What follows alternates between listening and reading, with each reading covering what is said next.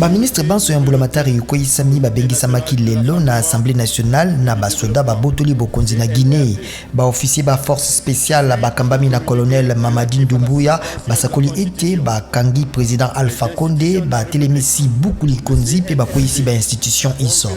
Mokambi ya Union africaine Félix Tshisekedi, président ya Union africaine Mahamat Moussa Faki, lokola kalaka mokonzi ya ONU, CEDEAO pe France basengi botikami ya Alpha Condé na Lombango bapameli bobotoli bokonzi na basoda. Toma ya Chine na RDC asengi na masolo na ministre wa yambo ya RDC ete bikolo mibale biye bakokengela elongo muyibi ya bamine na monele ya RDC.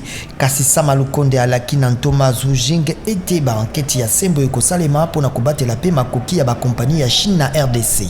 Mobembo ya président Félix Tshisekedi mobandi lelo na Turquie pona mikolo misato. Mokonzi ya RDC akokutana na Recep Tayyip Erdogan ya Turquie pe akosala boyokani pona mambi maike na ekolo eye.